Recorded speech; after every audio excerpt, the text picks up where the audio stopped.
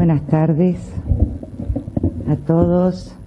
Vamos a dar inicio al panel de redes de investigación, experiencias en la región. En primer lugar, bueno, agradecerle a los organizadores la posibilidad que nos brindan de presentar estas experiencias, a los panelistas, colegas de Argentina, de Brasil y de Uruguay, que gentilmente han aceptado formar parte de este panel y compartir con nosotros sus experiencias de redes, sus experiencias de transitar por este espacio de producción colectiva de conocimiento. En algunos casos van a estar más concentrado en las redes del núcleo o en el marco que se han realizado en el marco del núcleo de estudios e investigaciones en educación superior del Mercosur, pero en otro caso también se van a abrir a otras experiencias que ellos en su trayectoria académica han alcanzado, han logrado. En principio tendríamos unos 20 minutos, porque hemos comenzado un poquito más tarde, para la exposición de cada uno de ustedes, y voy a proceder a presentarlos. En primer término, a Cristian Pérez Centeno. Es un colega de Argentina con una larguísima trayectoria en trabajo de redes, no solamente dentro del núcleo, sino en otras redes de producción académica internacionales.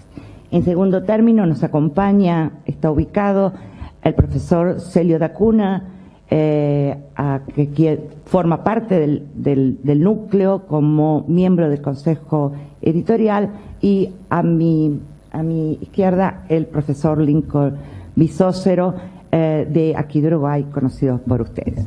Voy a ir presentando a cada uno de ellos y también al título de su intervención, y lo que esperamos al final es que podamos hacer un debate entre ellos, pero también entre ellos y ustedes, que podamos hacer preguntas, abrir a preguntas, por eso hemos dejado aproximadamente unos 20 minutos para ello. Cristian Pérez Centeno es docente de grado y de posgrado e investigador del Núcleo Interdisciplinario de Formación y Estudios para el Desarrollo de la Educación, NIFEDE, en la UNTREF, en la Universidad Nacional del 3 de Febrero, en Buenos Aires. Es profesor titular regular de las asignaturas Planeamiento y Gestión de Políticas Educativas y Políticas y Sistemas Educativos, Perspectiva Histórica y Comparada, y también se desempeña en esa universidad como coordinador académico de posgrado y como consejero superior de la UNTREF. Coordina la Red Argentina de Posgrado en Educación Superior, REDAPES, es socio fundador y vicepresidente de la Sociedad Argentina de Estudios Comparados en Educación, SAESE, miembro del Comité Ejecutivo del Consejo Mundial de Sociedades de Educación Comparada, es director adjunto de la Revista Latinoamericana de Educación Comparada, que edita SAESE. Como investigador se especializa en temas de planeamiento, gestión y evaluación de la educación y de las instituciones en el campo de los estudios comparados. Quiero destacar que recientemente ha sido el coordinador del mapa de la educación superior universitaria argentina, situación actual en el contexto regional. Está en prensa la edición de ese mapeo a solicitud del programa de internacionalización de PIESI y del Núcleo de Estudios e Investigaciones en Educación Superior del Mercosur. Le damos la palabra a Cristian, y el título de su intervención es la participación de la Universidad Nacional de 3 de Febrero en redes académicas y de investigación en el campo educativo, entre la teoría, la práctica y sus efectos. Escuchamos. Muchísimas gracias, Estela. Muy buenas tardes a todos y a todas. Bueno, espero no contribuir a la modorra post almuerzo. Bueno, en primer lugar me sumo a los agradecimientos de Estela en relación a los organizadores, a ella misma como responsable del núcleo, y también porque, más allá de la participación que la universidad en la que me desempeño, digamos, realiza en diversas redes académicas, siempre es ha sido una buena excusa para reflexionar sobre esa intervención, que a veces, digamos, la proactividad o la actividad, digamos, nos impone un trajín en que no siempre reflexionamos, y esto ha sido una muy buena oportunidad en ese sentido.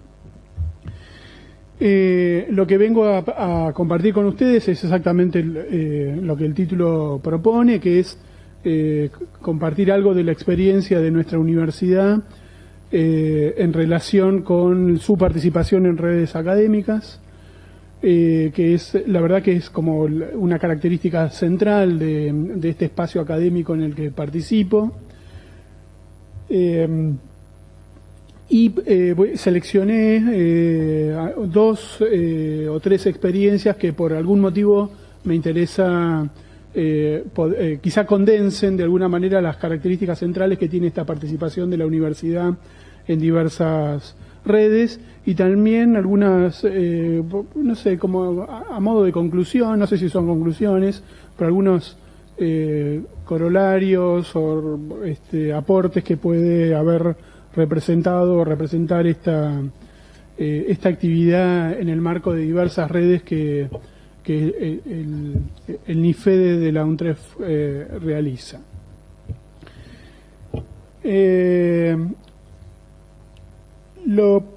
Lo primero que me gustaría hacer, y para poder analizar mínimamente lo que uno hace, es ponerlo en contexto, porque sin ese contexto es imposible tener un criterio para pensarlo.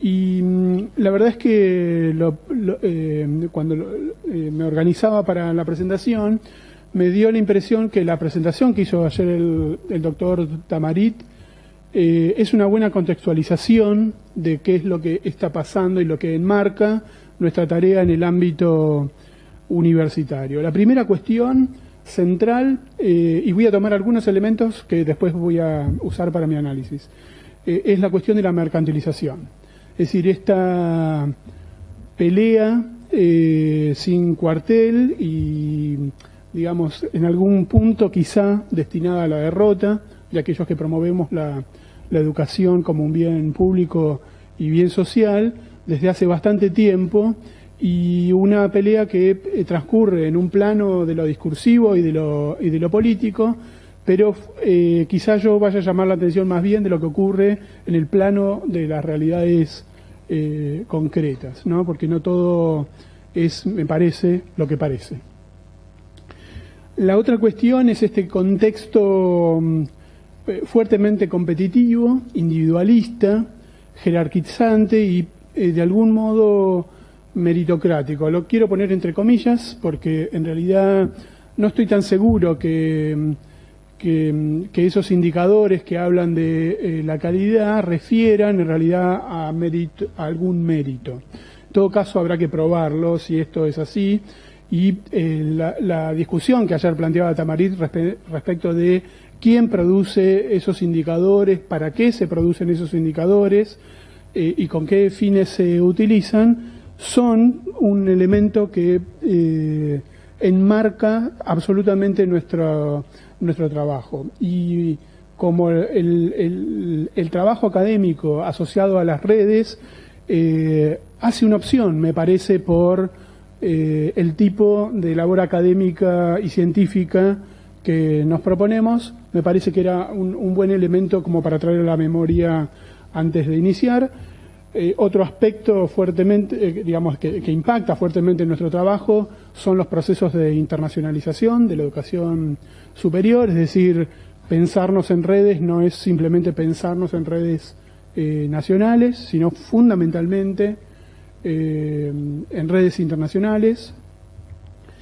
Y el problema del desarrollo científico y técnico que ayer nos planteaba Tamarit.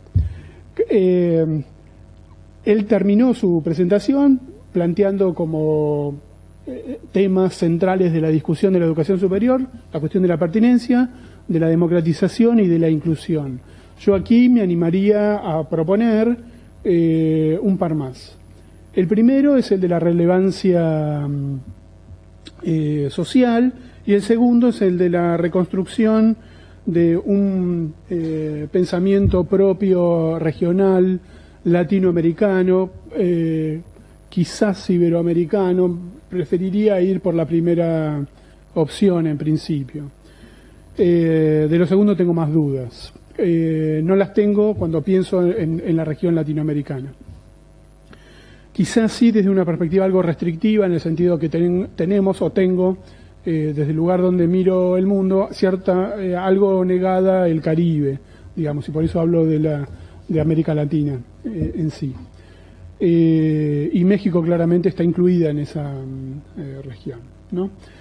Pero fundamentalmente la relevancia social en el sentido de la tarea de atender las necesidades de nuestras propias sociedades, y no solamente o antes que las orientaciones globales de política educativa que tienen origen en necesidades, en problemáticas o en intereses que nos son mayormente ajenos, digamos. Estamos involucrados en esa dinámica, pero ahí no somos actores, digamos, con voz, fundamentalmente. Y en términos de la reconstrucción del pensamiento propio, en el sentido de desarrollar categorías conceptuales que den cuenta de nuestros modos de pensar, de nuestra identidad, de nuestra historia, de nuestra tradición, y no necesariamente con las categorías y en los lenguajes, me refiero a los idiomas, que el mainstream o el status quo dominante busca de alguna manera imponer, o las condiciones que nos imponen para coleccionar millas académicas si es que queremos jugar determinado juego, ¿no? En ese marco voy a hablar de nuestra experiencia en la Universidad Nacional de 3 de Febrero. La cuestión, en definitiva, es si vamos a plantearnos nuestro trabajo desde la competencia o desde la cooperación. Y en este sentido yo creo que nuestra universidad ha hecho una opción por la cooperación. Y bueno, la Universidad Nacional de 3 de Febrero es una universidad joven, pública pero joven, creada en los años 90, tenemos unos 20 años de existencia. Y por supuesto que es una universidad de la provincia de Buenos Aires, no de la ciudad de Buenos Aires, del Gran Buenos Aires. Es parte de un colectivo de universidades creadas en esa época con el objetivo de descomprimir de alguna manera las grandes universidades de la ciudad, y por otro lado de acercarse a sectores de la población que están tradicionalmente marginados del acceso a la universidad. Hay otra ola nueva, posterior, de universidades que vino a reforzar esa política. Pero en principio, por el esfuerzo fundacional de nuestra universidad, estuvo puesta en crear la propuesta académica. Y por lo tanto, la investigación quedó en un segundo plano. Hoy, a lo mejor yo no haría el mismo análisis, pero lo cierto es que el desarrollo de la investigación en nuestra universidad no estuvo en el inicio. Y quizá el trabajo en redes o la participación en redes fue una buena estrategia de construir nuestro primer desarrollo en el campo de la investigación. En la actualidad la situación, les decía, es bastante diferente. Tenemos unas 30 investigaciones en el campo educativo que cada 2 años renovamos. Ese es más o menos el volumen de investigaciones, pero el criterio de trabajar sobre la base de redes académicas no lo hemos perdido, aunque hayamos consolidado de alguna manera nuestra experiencia en investigación. Ahí hay 2 experiencias. Acá yo presenté algunas, son solo algunas de varias que hemos desarrollado. Hemos participado en 5 proyectos alfa. Nos ponen un ranking un poco tonto, digamos, de universidades que han participado en casi todos los proyectos, casi todas las convocatorias de proyectos alfa, digo porque no tiene ningún valor eso, ¿no? De hecho, soy muy crítico con respecto a los resultados de los proyectos alfa, en cuanto a aporte académico y a la investigación. Pero hemos tenido una muy fuerte inserción en esas redes internacionales. Tenemos un desarrollo importante en el campo de la educación comparada. Participamos de la sociedad argentina, muy activamente de la Sociedad Argentina de Educación Comparada, y muy ligados a la comunidad regional latinoamericana, apoyando la creación de otras sociedades nacionales. Hemos trabajado muy fuertemente aquí con colegas de Uruguay. Bueno, está en la sala del presidente de la Sociedad Uruguaya, Enrique Martínez Larrechea, y hemos promovido la organización de una sociedad iberoamericana de educación comparada, integrada a un Consejo Mundial de la especialidad, en la que funcionamos prácticamente como una comunidad uniforme en términos de las decisiones que solemos tomar, y tenemos una muy fuerte cooperación permanente. Hay una revista latinoamericana que me toca, digamos, dirigir de alguna manera, pero es una revista que no es exclusivamente de la sociedad argentina, la administra la sociedad argentina, pero en su comité organizador están los miembros de todas las otras sociedades nacionales latinoamericanas y también iberoamericanas, aunque la revista es latinoamericana. Por eso digo que esta cuestión de lo latino y de lo ibero aparece todo el tiempo en tensión. La referencia primera claramente es Latinoamérica, pero bueno, ahí hay un universo diferente dando vuelta. Voy a hacer referencia, hay otros proyectos, no quiero abundar porque si no voy a perderme de lo importante, que era contarles dos proyectos.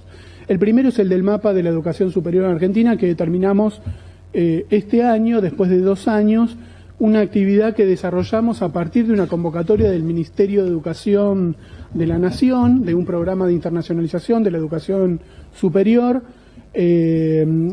a partir de una decisión que se tomó en el Mercosur Educativo de producir un mapa de la educación superior de cada uno de los Estados miembros nacionales que nos permitiera en una segunda instancia compararlo con el de los otros países. Argentina ya hizo su mapa con bastante dificultad, con bastante esfuerzo.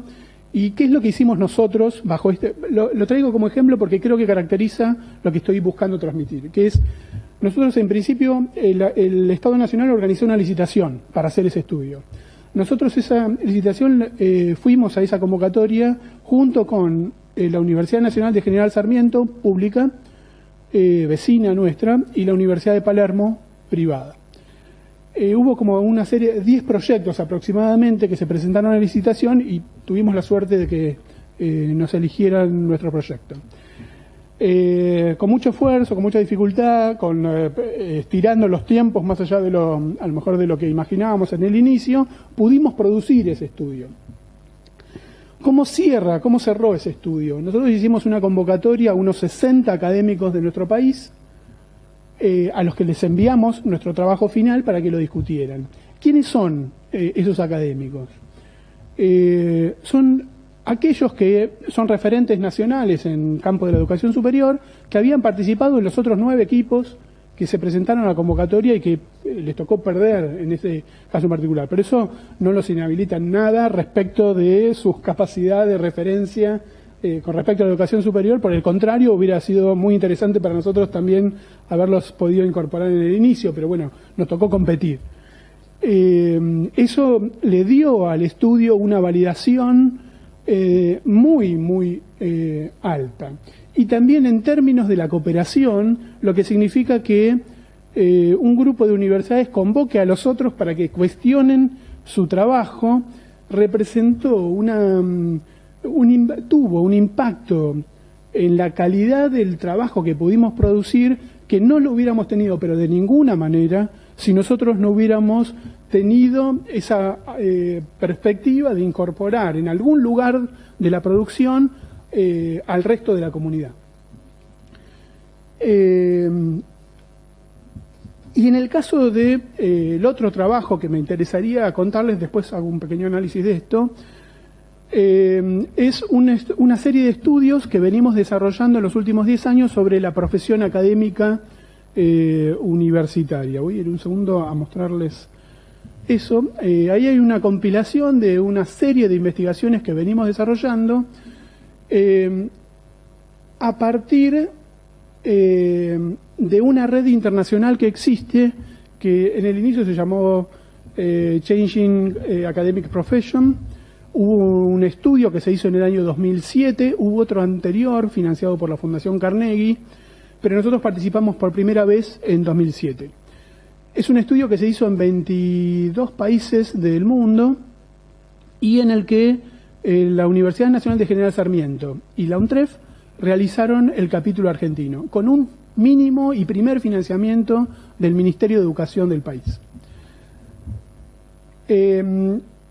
Eso nos permitió, haciendo como, digamos, como la marca en el orillo de nuestra profesión académica lo muestra, donando enorme cantidad de trabajo, participar en esa investigación internacional.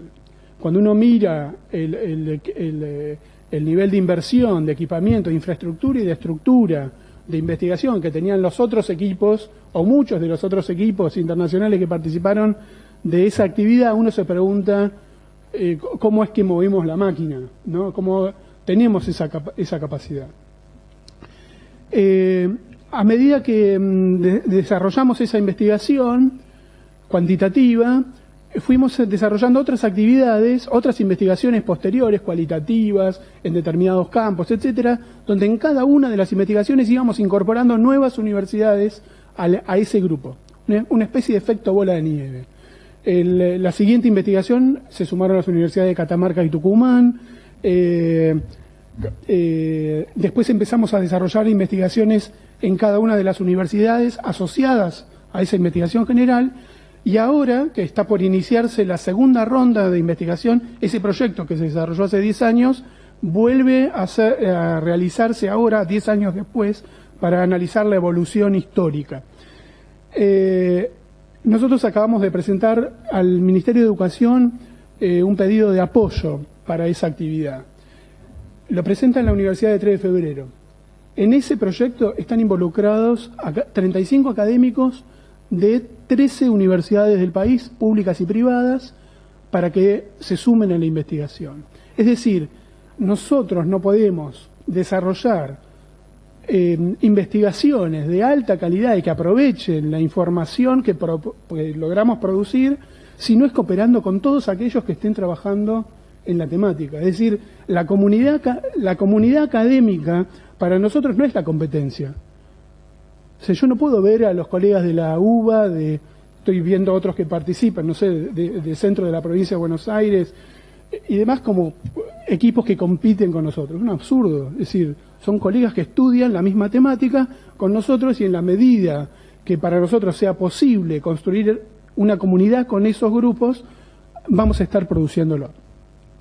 Cierro diciendo un par de cosas.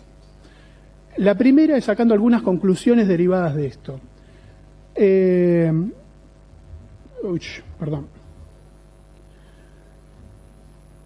Ahí donde nosotros tuvimos redes académicas, lo primero es que produjimos con un nivel científico muchísimo mayor que si lo hubiéramos hecho de manera aislada e individual. Lo que hemos producido, el volumen, la calidad, la profundidad, la rigurosidad científica, es absolutamente diferente. La otra cuestión es que la construcción de liderazgo no se alcanza por coleccionar muchas millas académicas y ser el mejor de la clase, sino que la referencia académica es una construcción que se hace con los otros. Y además que uno construye esa referencia en esa comunidad. Es decir, un grupo termina siendo referente a partir de ese trabajo comunitario, no necesariamente competitivo. El rol del Estado. El rol del Estado es un factor catalizador en algún punto y un motor en otros para poder trabajar en redes. justamente por un problema de financiamiento y de no cargar en la mochila de la voluntad todo lo que emprendemos. En los dos ejemplos que puse, hubo siempre un apoyo importante del Estado. En el caso de la profesión académica, hubo un primer apoyo menor en el inicio, y en este momento es un apoyo crucial. Sin este apoyo no podríamos estar pensando en la envergadura que estamos pensando. Y en el caso del mapeo, claramente la academia fue a atender ahí una necesidad pública. Esto, en tiempos tan cambiantes de color político, nos generan a nosotros bastantes conflictos internos dentro de los grupos.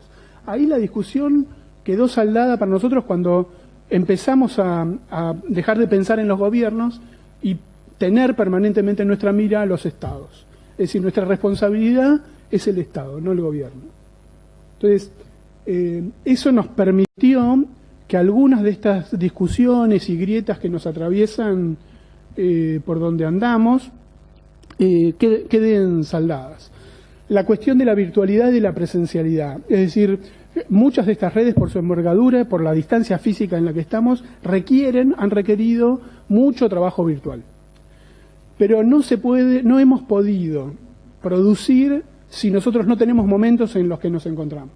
Es decir, la calidad de la producción, la catálisis que se produce en la exigencia de producción, deviene con el encuentro presencial.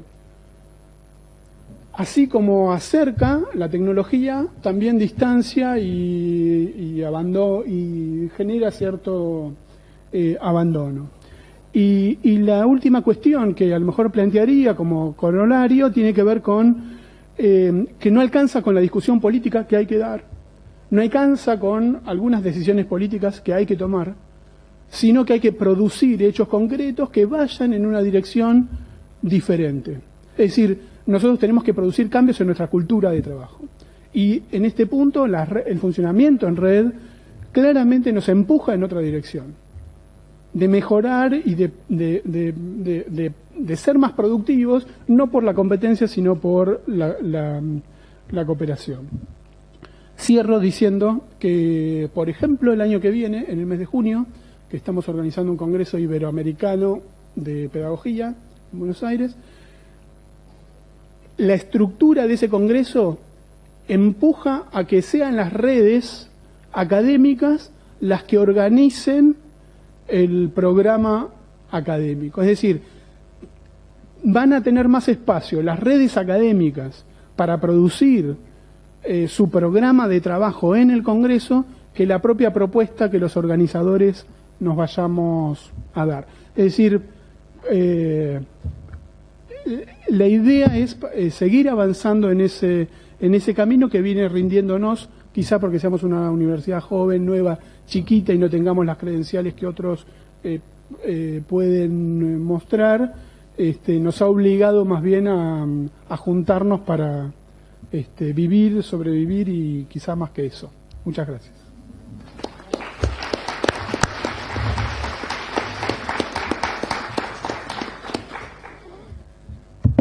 Muchas gracias, Cristian.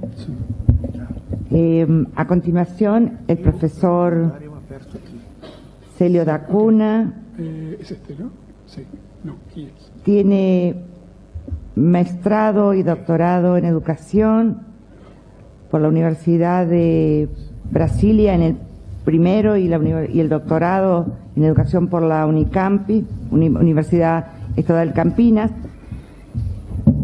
Ha sido profesor, o sea, ha desempeñado como profesor de grado y de posgrado en la Facultad de Educación de la Universidad Federal de Mato Grosso y en la Universidad de Brasilia. Está ahora aposentado, jubilado.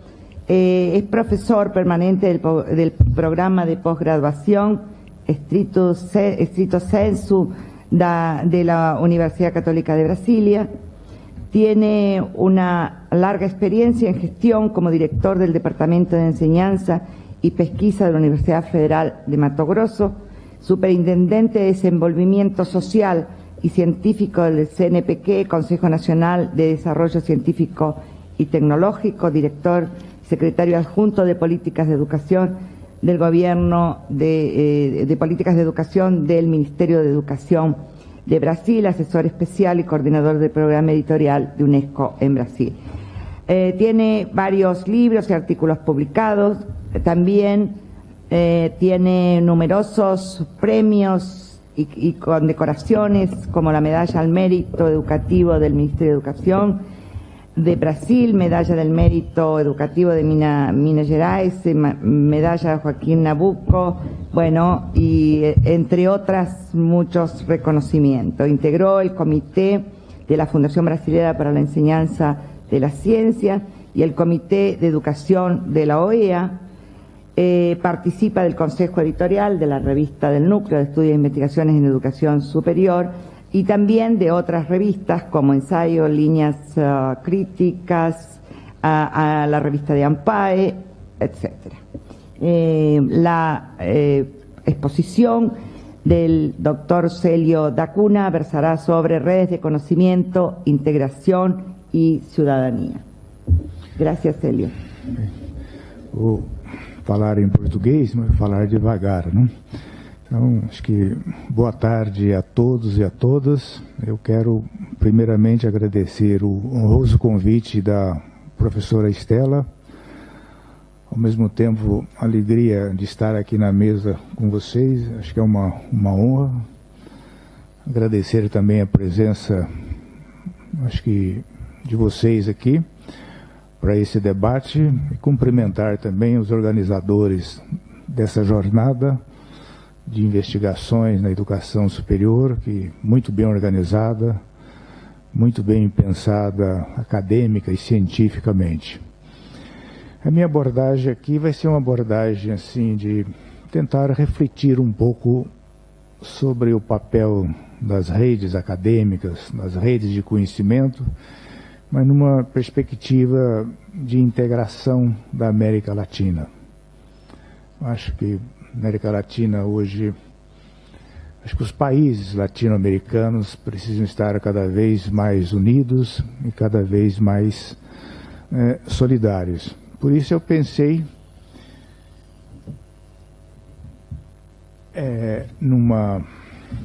preparei um PowerPoint, até começando assim por justificar o tema. E aumentei bastante o texto do PowerPoint até para favorecer também o entendimento, né? Então, uma das direções temáticas propostas para esse painel sobre redes de investigação, né, refere-se à integração acadêmica e solidária da região e sua importância nos processos de formulação de políticas públicas e tomadas de decisões na educação superior, nas políticas de educação superior. Trata-se de um tema que pode ser abordado por diversos ângulos, com o objetivo de oferecer não mais do que alguns poucos subsídios. Então, a minha abordagem, em termos de América Latina, inclui a importância do contexto social, econômico e cultural da América Latina, pois as redes de investigação, elas precisam ter um sentido, elas precisam ter um norte, uma direção. E essa direção construída de forma solidária, construída e sedimentada a partir do conhecimento e dos impasses e dilemas da região.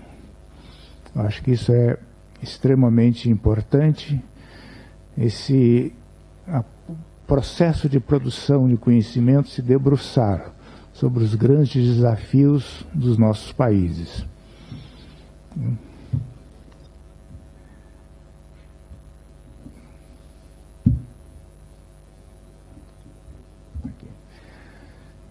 E por que isso? Porque é fundamental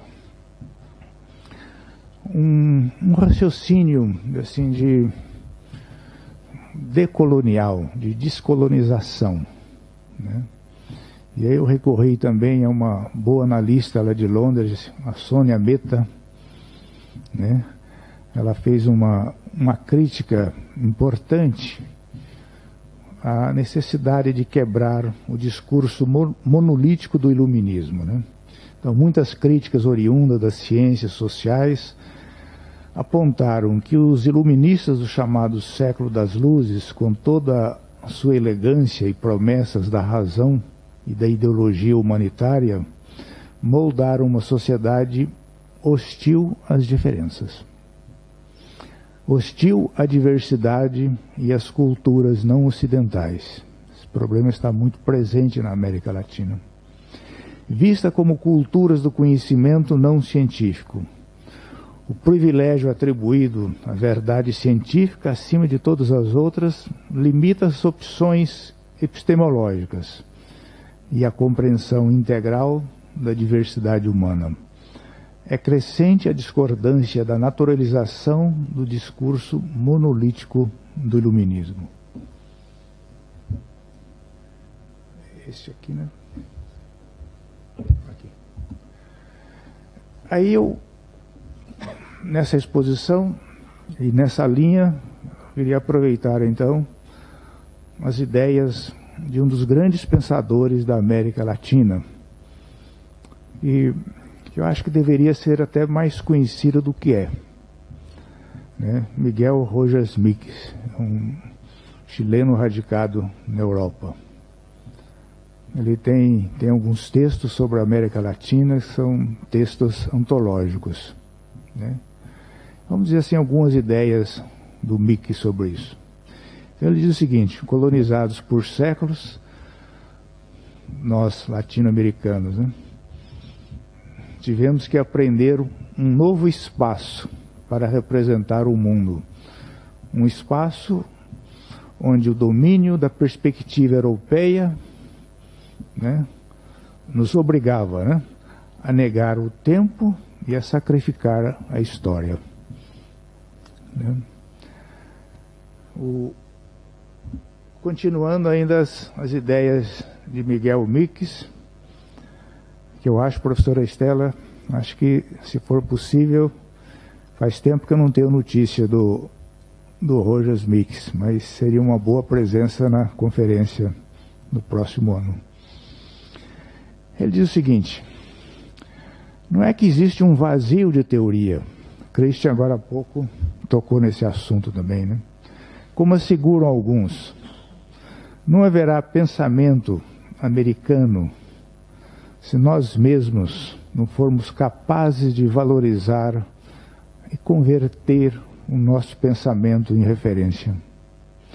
Não se trata de dar, assim, la espalda ao pensamento chamado universal. Tudo é uma questão de proposição. Devemos servir de, isso é fundamental, pero não servir a. Historicamente, nós temos servido a, né? Temos visto ao longo da nossa reflexão, continua Mix, que os maiores mitos, as mais grandes incertezas, incertidumbres da identidade procedem de atribuir autoridade a um intelecto estranho. Isso também tem sido, é necessário isso, mas tem ocorrido também um exagero, né? A identidade, como a vida, é um gerúndio, um contínuo, se fazer, hacer-se del ser, né?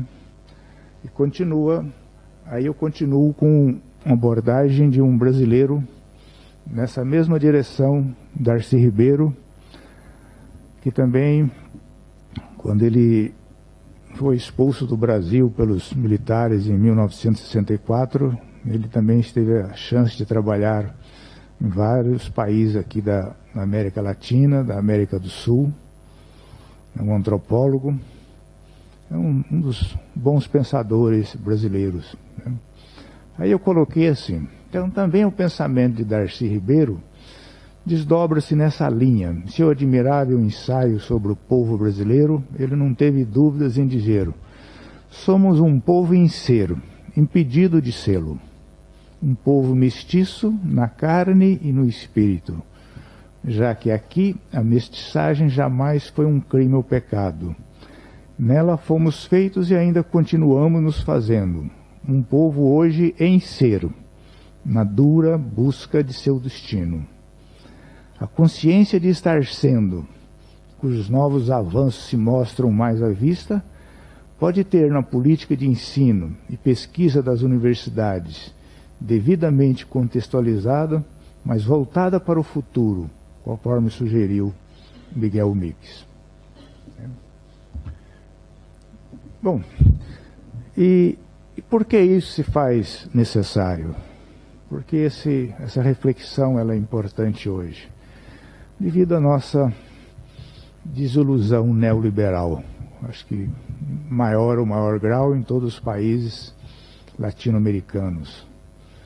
Ou seja, com a não concretização das promessas do iluminismo, na promessa do século das luzes, e a crença no ideário neoliberal, os países da região sentiram a necessidade de empreenderem mudanças na economia mediante a busca de alternativas que possam gerar maior equilíbrio entre os fundamentos sociais do Estado e a dimensão econômica do mercado.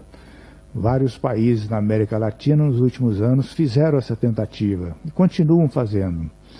Estudiosa e pesquisadora de diversas universidades, e aqui eu recorro à Comissão Econômica, a CEPAL, né? Diversas universidades e centros de pesquisa há muito vinham alertando para os limites do modelo neoliberal de desenvolvimento, sobretudo em termos de inclusão social e de emprego. O panorama atual é de incertezas, sintetizando dados da CEPAL. 167 milhões de pessoas pobres e 71 milhões de pessoas indigentes na América Latina. Qual o papel da universidade nesse contexto? Aí vem Córdoba, né? Desde os brados da juventude de Córdoba, de 1918, que ecoam o continente afora por quase um século, os compromissos com a autonomia, a liberdade, a integração, a ética, a dimensão humana da universidade na América Latina, continua de pé. Anos após anos, em conferências e eventos regionais e internacionais, a ideia de uma universidade voltada para o bem comum do continente, Christian já se referiu a isso, tem sido repetida e proclamada em declarações públicas elaboradas e aprovadas por dirigentes estudiosos da universidade na América Latina. Foi assim na Conferência de Havana, de 1996, depois na Declaração Mundial, de 1998, de Paris. Foi assim também na Conferência de Cartagena de Índias, também no Fórum Latino-Americano de Educação Superior, que a professora Estela participou em Foz do Iguaçu. Certamente eu acho que essa tendência, acho que essa linha deverá ser fortalecida também na Conferência de Córdoba de 2018. Acho que deve sair dessa conferência também uma declaração, acho que ampliando ainda mais essa voz latino-americana. Aí entram as redes de conhecimento. Todas essas conferências, essas declarações, eles procuraram dar um sentido para as redes de conhecimento. A Declaração de Cartagena, por exemplo, acentuou a importância das redes acadêmicas como estratégia privilegiada para o avanço da construção solidária do conhecimento, da partilha do conhecimento. A história e os avanços construídos no âmbito da cooperação, afirma a declaração, têm transformado nossas instituições de educação superior em atores com vocação de integração regional. Mediante a constituição de redes, as instituições de educação superior da região podem unir e compartilhar o potencial científico e cultural que possuem para analisar e solucionar problemas estratégicos que afligem a todos os nossos países. Tais problemas não reconhecem fronteiras e sua solução depende da realização de esforços conjunto das instituições de educação superior dos Estados. As redes acadêmicas em escala nacional e regional são interlocutores estratégicos perante os governos. São também os protagonistas indicados para articular de maneira significativa identidades locais e regionais, colaborando ativamente na superação das fortes assimetrias que prevalecem na região e no mundo, face ao fenômeno global da internacionalização da educação superior. E quando a gente fala em internacionalização, eu sempre lembro uma frase que ficou antológica também, do antigo diretor-geral da Unesco, né? Era um espanhol, né? Ele sempre dizia que essa história de globalização, uns poucos globalizam a maioria, né? Acrescente-se que na história, esse é um dado importante, daí a importância das redes. Na história da cultura humana, apesar de todos os defeitos que nós reconhecemos nas universidades, as nossas críticas, mas na história da cultura humana, as universidades e demais instituições de pesquisa, em que pesem muitas críticas que lhes são dirigidas, sobressaem historicamente como as mais éticas, com quase 1000 anos de existência e de trabalho em prol da revelação de talentos, construção de conhecimentos e formação de novas mentes. Esse é um grande espaço que nós temos hoje quanto a tudo que está acontecendo no mundo hoje. Há ainda uma ética na comunidade acadêmica, e quando eu falo comunidade acadêmica, estamos incluindo também aqui toda a comunidade de estudantes, né? Toda a comunidade acadêmica. Desse modo, uma comunidade acadêmica trabalhando em rede, norteada pelos princípios e diretrizes que serviram de fundamento para a Declaração de Budapeste, é uma declaração importante sobre o uso do conhecimento científico. Ou seja, conhecimento que os alunos obtêm na universidade, conhecimento em química, não é um conhecimento para depois poluir os rios. Né? Da mesma forma, um conhecimento de ciências do comportamento não é para passar ninguém para trás. Então, daí a importância dessa declaração de Budapeste, o uso ético do conhecimento científico e que deve presidir a produção de conhecimento nas redes. Constitui no cenário atual estratégia de inegável alcance para assegurar que os frutos das melhores inteligências que estão nas universidades possam ser colocados de fato em favor da igualdade social e da melhoria da vida de todas as pessoas. Aí as perspectivas, de forma rápida. Aqui nós temos uma experiência na América Latina que já foi bastante estudada, e sobretudo aqui por Maria Soledad Origione e Fernando Júlio Pinheiro, que a revista Integração e Conhecimento publicou, sobre a experiência do Riesal, que é uma boa experiência, uma experiência assim, bastante promissora.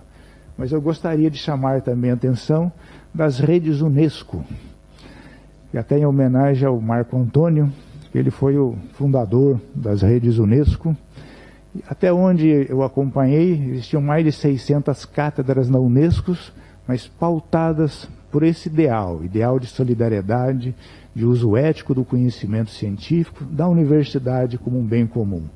É certo que nem todas as cátedras funcionam como deveriam funcionar, mas tem muitas cátedras, aqui na Argentina, na América Latina, no Brasil, acho que no Uruguai, que funcionam bem e formam redes impressionantes no mundo inteiro, mas nessa linha de uma dignidade humana, de um uso ético, da produção de conhecimento, daqueles grandes valores que precisamos preservar hoje no mundo e desenvolver novos valores também, como, por exemplo, um novo modelo de desenvolvimento.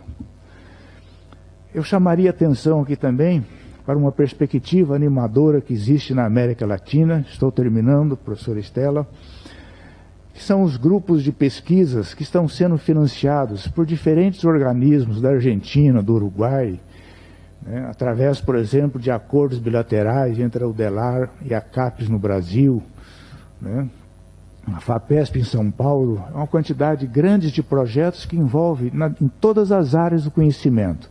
Envolvem pesquisadores uruguaios, pesquisadores argentinos, paraguaios, chilenos, colombianos, de vários países. E é promissora. Eu Fiz há uns 5 ou 6 anos um levantamento desses grupos, eram realmente numerosos grupos e os projetos aprovados em várias áreas do conhecimento.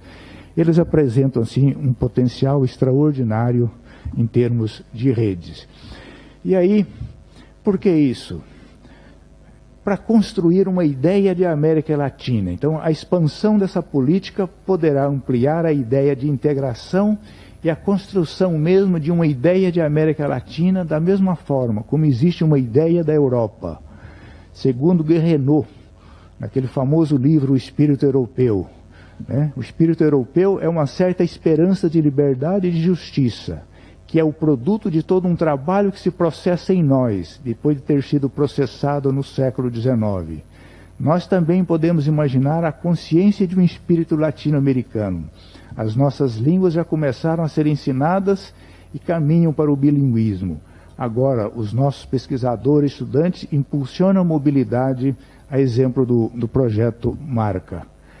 E, finalmente, ou seja, essa ideia foi da ideia da minha exposição, um norte para as redes. Por último, conforme salientam Origione e Pinheiro, torna-se necessário pensarmos um processo de internacionalização pelas redes por intermédio de práticas não hegemônicas que se transformem em contra-hegemônicas na medida em que encontram instrumentos para a ação. Ou como afirma Miguel Mix, é preciso pensar a globalização em termos latino-americanos. Muito obrigado.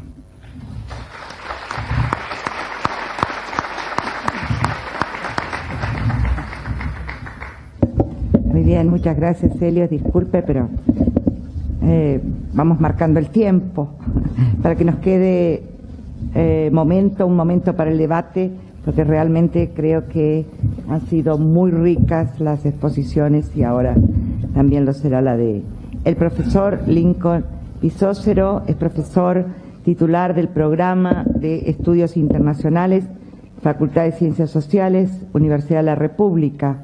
Cuenta con un financiamiento para el programa de investigación de la Comisión Sectorial de Investigación Científica de la Universidad de la República. Es doctor en Ciencia Política y diploma de especialización en Derecho Internacional de la Universidad Libre de Bruselas.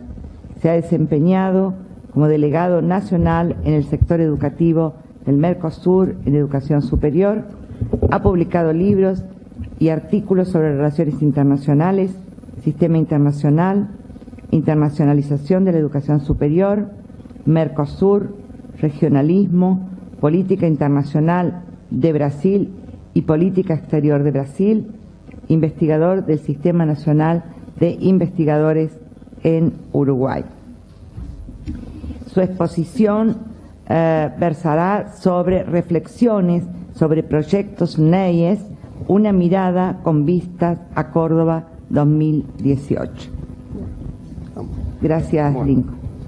Bueno, muchas gracias. Primeramente, felicitar primero a toda la organización esta, que entiendo que lleva un montón de tiempo, como 2 años, ¿no? Algo así me dijeron ahora en los pasillos. Es realmente importante como reflexión con vistas a Córdoba 2018, y por eso puse así la ponencia. En segundo lugar, también agradecer a Estela de participar acá, y muy agradecido también de estar con estas 2 exposiciones anteriores, realmente distintas apreciaciones, distintas aproximaciones, pero realmente enriquecedoras. Yo estaba, mientras iban exponiendo algunas cuestiones, porque uno reflexiona, mientras se expone, se reflexiona, uno no hace un compartimento. Entonces, hay realmente algunas apreciaciones muy interesantes, realmente vinculadas con las redes, los contenidos, y realmente la cuestión, lo hago como previo a esto porque tiene su que ver, digamos, algo así como, ¿para qué tenemos las redes? ¿No? ¿Para qué se hacen las redes? Indudablemente es parte del proceso. A veces no nos interrogamos ni nos ponemos a pensar de lo que está pasando, es decir, hacemos las prácticas universitarias como parte de un camino y no tenemos esa reflexión anterior, y eso a veces es necesario, definir estrategias, objetivos, mirar para adelante. Bueno, esto tiene que ver un poquito con esta presentación. En primer lugar, a ver, ¿qué pasa? Este, ¿no? No, de arriba, este no. Está, bueno. No funcionan algunos botones de la... No, pero es al revés, esto me vale algunas conclusiones. Esto, no. No, se me fue para... Sí, ahí va, está ese, sí, con este. Vamos, está, ahora sí, está. Vamos a ver el índice temático. Entonces, primero, lo que pretendo, la presentación del tema. La idea de esto fue ponerme directamente a ver los proyectos presentados, algunas preguntas. Entonces, y algunas respuestas con respecto a eso. En concreto, veo de los temas planteados, bueno, una serie de temas. Yo voy a pasar, rápidamente porque voy a ir a lo central. Que hay una cantidad de temas planteados para las convocatorias, muchos vinculados con la educación superior, muchos atravesando acreditación, evaluación, posgrados, hay varios vinculados con eso, movilidad de estudiantes, pero hay también otros vinculados con la vinculación con la empresa, producción de conocimiento. Bueno, de conjunto de áreas, si vemos los proyectos, básicamente no tenemos en artística y no tenemos en ciencias y tecnología, no tenemos nada, ninguno presentado en eso. Digo, como elementos determinantes así que resalto. En la parte de ciencias sociales sí tenemos prácticamente una importante presentación, en algunos casos se repiten, es decir que el mismo proyecto aparece un plus para la segunda convocatoria, pero básicamente eso no importa definir, lo que me interesa es ir a los aspectos centrales y básicamente acá incluyo, aparte de las áreas, algunos proyectos interdisciplinarios, ¿no?, que de alguna forma atraviesan más digamos de las áreas también, y por eso ahí los números finales no coinciden exactamente por eso con los proyectos presentados. Simplemente hago esa aclaración, pero básicamente la primera convocatoria se presentaron fueron seleccionados para 11 proyectos, en la segunda 16 proyectos, y hay algunos entonces que se puede decir que son interdisciplinarios. Pero básicamente las ciencias sociales, digamos, abarcan buena parte, un muy importante porcentaje de los proyectos. De los objetos temáticos, como verán, básicamente en educación superior se concentra prácticamente la mitad y 50% del conjunto de proyectos de las dos convocatorias. Educación superior en general, vuelvo a decir, ahí en educación superior hay vinculados con posgrados, aparte la parte de acreditación, etcétera, etcétera. Ahora eso lo podemos después verificar, pero bueno, básicamente hay la diferencia, bueno, hay uno de aplicación de lengua española, hay dos de lingüística. No voy a aburrir mucho con los proyectos, simplemente para que ubiquen cómo en total de 27 proyectos hay una concentración importante en áreas y en objetos temáticos de los proyectos. En materia de educación superior, justamente tocando ese tema que concentra una importante cantidad de proyectos, los ejes temáticos, como verán, están repartidos. Hay algunos vinculados con la internacionalización de la educación superior, además que en cierta forma los tres proyectos analizan con distintas perspectivas, pero van un poco a lo mismo, el impacto que tiene la internacionalización en las universidades, en las estrategias y en los actores también, ¿no? Es un poco, se puede decir, se solapan a veces, pero digamos, en cierta forma, igual tienen perspectivas un poco diferentes, no son exactamente los mismos, por supuesto. En posgrados es interesante, hay un poco vinculado con los posgrados como producción mismo de conocimiento, como producción diferenciada en las instituciones de educación superior de la región. Bueno, básicamente entonces tenemos ahí una buena cobertura de proyectos de los presentados en materia de... Interesante también el tema de la universidad, el papel que cumple. Bueno, todo esto, digo, interesante ahí que hay algunos proyectos vinculados con el papel en materia de extensión, o en materia de vinculación con el medio, o en producción de conocimiento específico, ¿no? Hay un solo proyecto de vinculación con la empresa, un solo proyecto, y en producción científica lo que rescato uno, justamente vinculado con educación física, educación para el cuerpo, pero no como producción científica, sí en otros ámbitos, ¿no?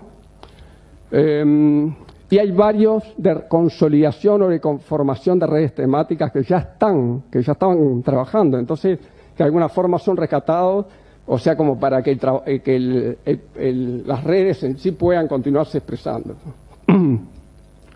Bueno, ahí está, entonces, termino los cuadros porque si no los aburro con los cuadros, son a veces medio... Bueno, entonces, una de las preguntas justamente es en relación a las necesidades que se plantea la región, las necesidades que tenemos, ¿qué papel está, se puede decir, dónde tenemos ahí a la universidad, en las redes, qué papel o qué respuesta se da, ¿no? Y justamente una de las cosas que siempre estuvieron en la universidad, y que decididamente hoy, frente al próximo centenario y a la reforma, al centenario de la reforma universitaria y a la conferencia regional del próximo año, se van a plantear es la relación de la universidad con el desarrollo del país, con el desarrollo de la región, indudablemente. Acá estamos hablando región en términos, pero bueno, de alguna forma se plantea también con el desarrollo como tal. La idea del desarrollo y qué papel cumple la universidad. Bueno, en esto, acá, no se puede decir, hay algunos proyectos vinculados o que de alguna forma traen todo el tema del desarrollo sustentable, que son interdisciplinarios, pero hay no hay de ciencias concretamente, de biología, ni de química, ni de física, no hay nada, no hay redes conformadas en eso. Entonces ahí es una ausencia importante. Bueno, este es un tema que señalo.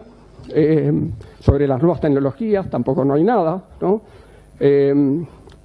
Hay, como señalo ahí, un claro componente de proyecto del área social. Entonces uno dice, bueno, que quizás, y ahí por eso lo pongo una adaptación incremental, quizás lo que está pasando, bueno, lo primero es interiorizarse, analizar un poco lo que está pasando en la región, intercambiar información, conocimiento, empezar con eso, con vistas a tener un poquito más, digamos, más reconocimiento de otras cosas. Esa es una explicación posible, pero entiendo, y ahí voy ahora un poco, creo que no es la única.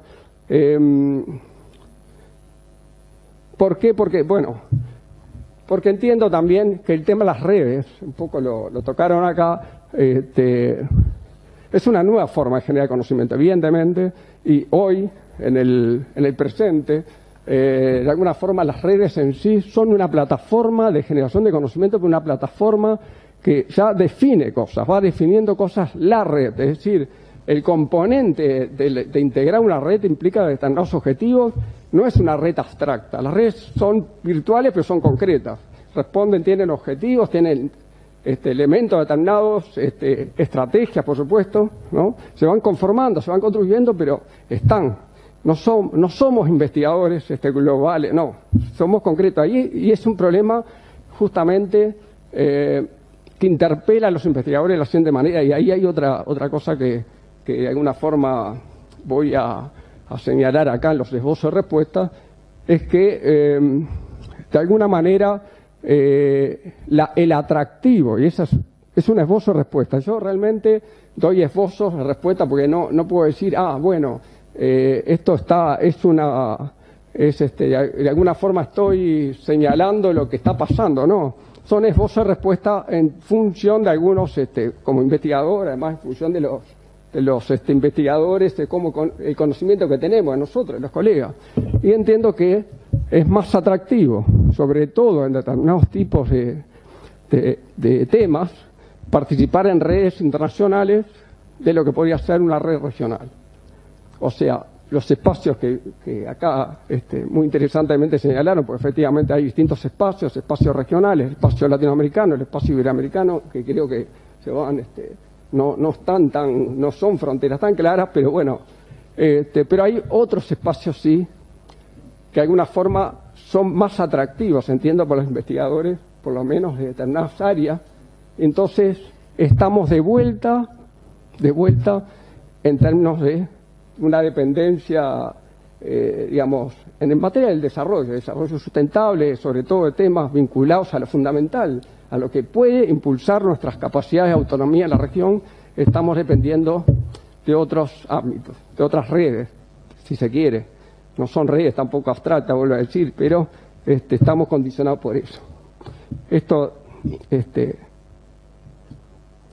Entonces, un poco para... Acá un poco lo que planteo, lo de la red como interpelación, esto está más acá y bueno, un poco cuando se plantea esto de las redes y la interpelación al investigador, bueno, que el investigador es interpelado, no importa, puede ser un investigador del área social también. Estamos interpelados siempre por las redes, la conformación de redes, y hay distintos tipos de redes. Lo que entiendo, y acá quizás en el público posiblemente haya de otras áreas, y estaría bueno que interpelaran y que me plantearan esto, es hasta qué punto una red regional de Mercosur puede ser atractiva en esta cuestión para el investigador. Ahí hay un elemento, vamos a llamar así,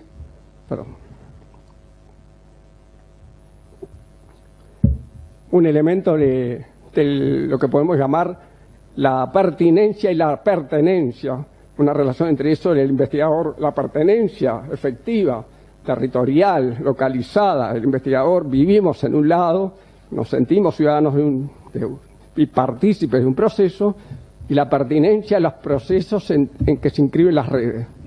Ahora bien, eso en algunos tipos de redes se puede entender y es factible, además es bastante, se puede decir, hasta parte del proceso de generación de conocimiento y de compromiso, como es el caso, por ejemplo, en materia social, muchos proyectos vinculados, por ejemplo, con la vinculación con el medio,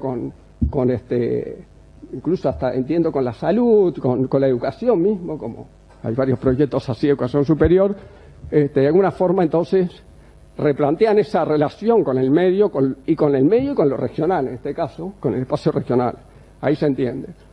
Ahora bien, otros temas, los temas a veces lo que puedo llamar los temas duros, son los núcleos más duros vinculados con el desarrollo futuro, no están acá. Pero es más complicado que estén también porque interpelan de otra forma al investigador. Son proyectos supuestamente digo, más universales, más globales. Sin embargo, vuelvo a decir, no quedar registrados acá, de alguna manera se puede decir, terminamos siendo dependientes y no podemos generar otras alternativas, otras posibilidades para que la universidad concretamente las vuelque en la aplicación de conocimiento concreto a los efectos del desarrollo. Esto no quiere decir, como de repente a veces se piensa que esto, vamos a suponer, las ciencias duras no se localizan, no tienen efectos concretos. No es así. Como cada vez más, además hay muchas investigaciones al respecto, cada vez más los temas de desarrollo sostenible tienen una interdisciplinariedad y vinculan las ciencias sociales con otras ciencias. Eso hay proyectos y como es análisis al respecto, pero falta justamente traducirlos concretamente, al menos en esta presentación, pero también entiendo que están presentes justamente con vistas al centenario del próximo año, están vistos con respecto a la conferencia regional, uno de los temas pendientes. Si no, y una de las cosas justamente que se pueden verificar es la enorme diferencia que tenemos entre la cantidad de conocimiento acumulado en las universidades y de científicos y académicos que estamos trabajando y las pocas patentes que tenemos en América Latina, que además no es que los latinoamericanos no seamos inferiores, es que los latinoamericanos están trabajando en otros ámbitos y las patentes se apropian de otra manera. Bueno, con esto termino por ahora, ¿no? Muchas gracias.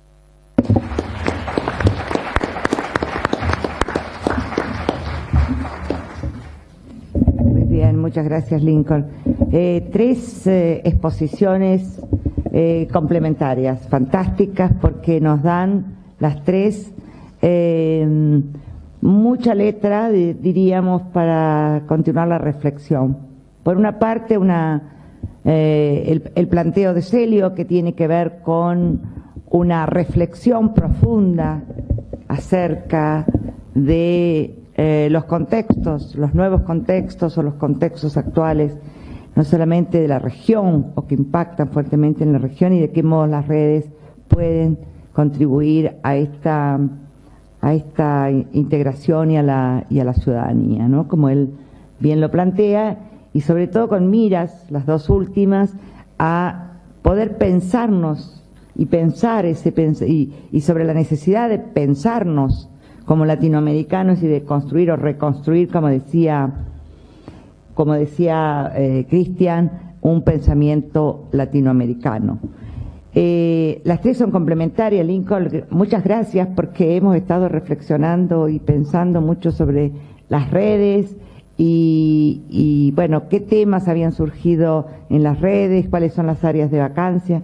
Así que tu trabajo, que creo que te lo vamos a pedir ya, porque es parte de lo que estuvimos discutiendo ayer, fantástico. Nos permite vernos y visualizarnos en la pantalla de otra manera. Bueno, yo no quiero decir más nada, porque creo que ustedes, vamos a abrir el debate. Si alguien quiere agregar algo más para dar... me parece que ahora vamos a dar lugar al público, y va las jóvenes niñas aquí. Perdón. Qué mal lo mío, no te vi. La veía ella. Van a pasar los micrófonos y... Estamos tan acostumbrados a masculinizar una vez. Dos convocatorias.